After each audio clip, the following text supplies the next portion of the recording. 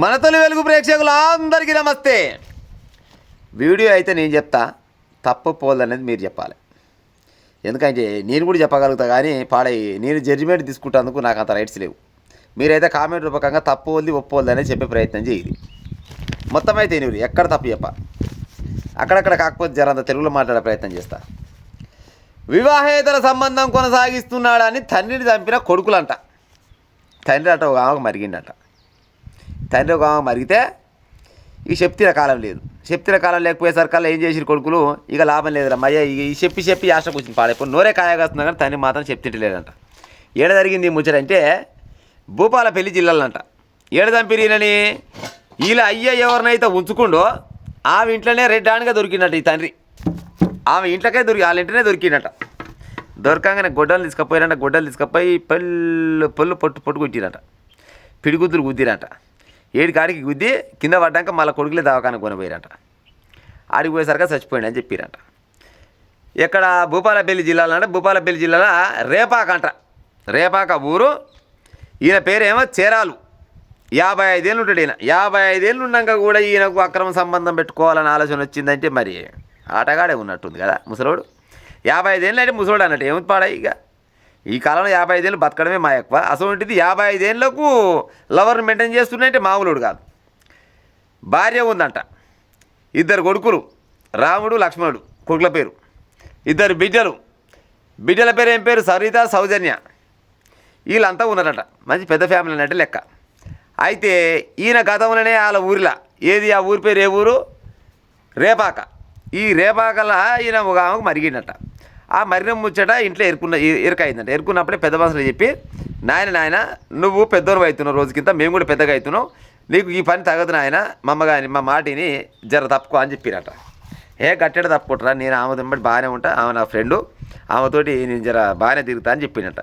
ఇక ఈ చెప్తిన కాలం లేదు ఇది అనుకొని ఏం చేసినట్ట, 10 సంవత్సరాల కిందనే హైదరాబాద్కి పోయిరట. ఈడ ఉంటే ఇక మా అయ్య ఇంకో కుంపటి పెడతాటుండు. ఏడనైనా కొడుకులకి ఇటువంటి పని చేస్తే తల్లిదండ్రులు బుద్ధి చెప్తారు. అయితే తండ్రికి ఈ పని చేస్తుండు. ఇక తండ్రికి ఈ పని చేస్తుంటే కొడుకులు ఏం చేశారు, ఇక ఏమంటాం, ఇక అయ్యా ఏమనలేమనుకొని హైదరాబాద్ కొనపోయిరట. హైదరాబాద్ కొనపోయి 10 సంవత్సరాల నుంచి ఆడ కూలినాలు పని చేసుకుంటూ ఓలంతరాలు పని చేసుకొని బతుకుడు. ఈ చేరాలు, ఈయన పేరు చేరాలు. ఈ చేరాలంటే ఆయన భార్య పేరు ఏం పేరు ఇదే సులోచన. ఈ కొడుకులు బిడ్డలు అంతా కలిసి హైదరాబాద్లో బతుకుడు. అయితే ఈ మధ్య కాలంలో పాడైపోను మరి ముసలోనికి మరి అది గుర్తొచ్చిందో ఏమో నాకు తెలియదు, కానీ చేపల వ్యాపారం చేస్తా బిడ్డ అని చెప్పిండట. చేపల పెంపకం వ్యాపారం చేస్తా, నేను మళ్ళీ పోతా రేపాకు పోయి ఇక ఎట్లాగో నేను మళ్ళీ పలానా కాడికి పోతానికి ఈ ఏజ్లో నాకు ఏమెక్కరాడు అనుకొని చెప్పిండట. చెప్పంగానే కొడుకులుండి సరే మరి పోయి మరి చేపల వ్యాపారం అంటున్నావు కదా పో అని చెప్పినట. ఇక వచ్చిండు మళ్ళీ రేపాకకు వచ్చి ఇక చేపల వ్యాపారం మొదలుపెట్టినట. చేపల వ్యాపారం మొదలు పెట్టంగానే ఇక ఇప్పుడు అయ్యో మా నాయన తినడా ఉన్నడా పైనడా అనుకుని కొడుకులు ఫోన్ చేస్తారుగా. ఎప్పుడు ఫోన్ చేసినా అయ్య మాత్రం ఫోన్ ఎత్తలేడు. రింగ్ అయితేనే ఉంది అంతే, మొయ్యి అదే మొత్తుకోవాలి కానీ ఫోన్ ఎత్తలేడట. అరే మయ్య ఫోన్ ఎత్తలేడు, ఏం కావచ్చు అనుకోని వాళ్ళకి దోస్తుగాలు ఉంటారు కదా ఊళ్ళో, ఈయనకో ఫోన్ చేసి అరే మయ్య ఫోన్ ఎత్తలేరురా, ఏం కావచ్చు అసలు ఉన్నాడా ఊళ్ళో లేడంటే మీ అయ్యకి ఏమైందిరా, రాజులేక ఊళ్ళో తిరుగుతున్నానట. మరి ఏం చేస్తున్నాడు మా అయ్య అని అంటే, పొద్దుదాకా చెర్లకాని తిరుగుతున్నాడు, పొద్దుకంగా మాత్రం పలానా ఇట్లకే పోతుండు, మళ్ళీ పాత పనే చేస్తుండు మీ అయ్య అని చెప్పిరట. అని పాడైపోను ఇంకా దాని వెంబడి పోతున్నాయి, ఇంకా ఆమె వెంబడే పోతుండు, ఆమెకాయనే ఉంటుండు అని చెప్పిరట. మరి ఆమె మగోడుండో లేడు మనకు తెలియదు. ఇలా క్లియర్, ఇలా పేపర్లో చెప్పలే మగోడు ముచ్చట పిల్లలు ముచ్చట ఆమెకు. అయితే ఈ కొడుకులు ఏం చేసిరంట, ఇక లాభం లేదు మా అయ్య చెప్తున్నాడు అనుకొని దాన్ని అంటే పట్టణంకి వెళ్ళి చిన్న బండ్లు వేసుకురంట, ఇంటికి వచ్చిరట. ఊళ్ళకి వచ్చి వీళ్ళింటికి పోయిరంట. వీళ్ళింటికి పోయేసరికి వీళ్ళింటికాడ లేరంట. ఈడ లేకుంటే ఏమింటాడు రాజా, ఇక ఆయనే ఉంటాడుగా ఆటగాడే తండ్రి. చిన్నగా ఆడికి పోయిరట. ఆడికి పోయి తలుపు కొట్టిరట. అయ్యో చీకట్లో ఓళ్ళు వచ్చిరనుకొని తలుపు తీసిరట. తలుపు తీస్తారకల్లా రాజా మంచిగా ఉన్నాడట, రామేమంటే ఉన్నాడట. పోతనే గొడ్డలు తీసుకుపోయి పొట్టేసిరట. పొట్టేయంగానే ఆ ఆటం వచ్చిందంట. అయ్యో నా లవర్ ఇట్లా కొడతారా అని ఆ ఆటం వస్తే ఆ 2 పెట్లు పడ్డాయట. ఆ 2 పెట్లు పడగానే ఆ ఆటం పడేది ఆమె అక్కడ ఉన్నది. వీళ్ళు అయ్యని ఏం కొట్టిరట, పిడిగుతులు గుద్దిరట, గొడ్డలతో నరికిరట. తర్వాత మళ్ళీ కన్నపానమే అనుకోరు, తండ్రి అనుకోరు, ఎట్ట అనుకోరో మళ్ళీ దవాఖానకి వీళ్ళే వేసుకపోయేసరికల్లా ఇక అదేమంటారు డాక్టర్ కాడికి పోతాక సరే అయిపోయినాక పట్టుకొచ్చారు, ఏం పని పట్టుకొచ్చారు ఆయన అయిపోయిన అప్పుడే చచ్చిపోయిన పో అని చెప్పిరట. ఇక పోతే ఏం చేసిరంట, ఈమె ఒంట్లో ఉన్న ఇంత బంగారమో ఏదో వడినట్ట, పుస్తల తాడు ఉందో బంగారం ఉందో గోల్డ్ ఉందో ఏదుందో అది కూడా గుంజుకొని పోయిరని పేపర్లు ఇచ్చారు ముచ్చట. చూడురు కథ అక్రమ సంబంధం ముచ్చట గిట్లా వచ్చింది. వివాహేతర సంబంధం కొనసాగిస్తున్నాడనే కోపంతో 2 కొడుకులు తమ తండ్రిని హత్య చేశారు. భూపాలపల్లి జిల్లా రేపాకకు చెందిన కుర్రె చేరాలు 55 సంవత్సరాలు, భార్య సులోచన, కుమారులు రామ్ లక్ష్మణ్, 2 కవల పిల్లలు. కూతుళ్ళు సరిత, సౌజన్య ఉన్నారు. కూలి పనులు చేస్తూ కుటుంబాన్ని పోషించుకునే చేరాలు 25 ఏళ్ల క్రితం గ్రామానికి చెందిన ఓ మహిళతో వివాహేతర సంబంధం పెట్టుకున్నాడు. దీంతో ఇరు కుటుంబాల మధ్యలో గొడవలు జరిగాయి. అయినా చేరాలు ప్రవర్తనలో మార్పు రాలేదు. దీంతో ఆ కుటుంబ సభ్యులు 10 ఏళ్ల క్రితం హైదరాబాద్కు వలస వెళ్ళిపోయారు. అయితే హమాలీగా పనిచేస్తున్న చేరాలు హఠాత్తుగా చేపల పెంపకాన్ని చేపట్టాడు. కుటుంబ సభ్యులకు చెప్పి 10 రోజుల క్రితం రేపాకకు వచ్చాడు. ఈ క్రమంలో గతంలో వివాహేతర సంబంధం పెట్టుకున్న మహిళను కలిసి చేరాలు ఆమె ఇంట్లోనే ఉండడం మొదలుపెట్టాడు. అయితే చేరాలకు ఫోన్లు చేయడంతో ఫోన్లు స్పందించకపోవడంతో కుమారులిద్దరూ శనివారం రాత్రి హైదరాబాద్ నుంచి రేపాకకు వచ్చారు. వివాహేతర సంబంధం పెట్టుకున్న మహిళ ఇంట్లో తండ్రి ఉండడాన్ని చూసి కోపాన్ని ఆపుకోలేకపోయారు.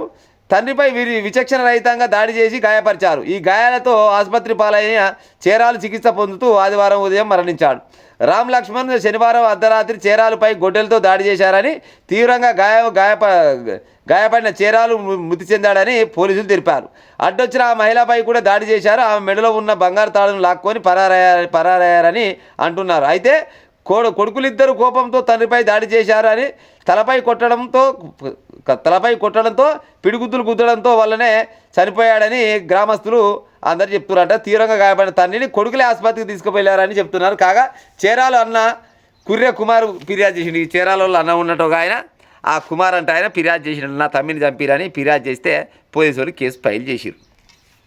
చెప్పు ఇలా తప్పోల్లో ఒప్పోల్లో. ఇక 55 ఏళ్ళు ఉన్నాక తండ్రి లవర్ని మెయింటైన్ చేయడం తప్ప, తండ్రి లవర్ని మెయింటైన్ చేస్తే మరి కొడుకులు కొట్టి చంపడం కరెక్టా? ఎవరిది కరెక్టు, ఎవరిది తప్పు చెప్పురు ఇల్లు. ఇక గిట్ట పాడయ్యారు.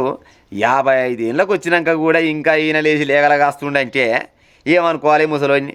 2 కొడుకులు, 2 బిడ్డలు, 2 అల్లుళ్ళు వస్తారు, 2 కోడళ్ళు వస్తారు.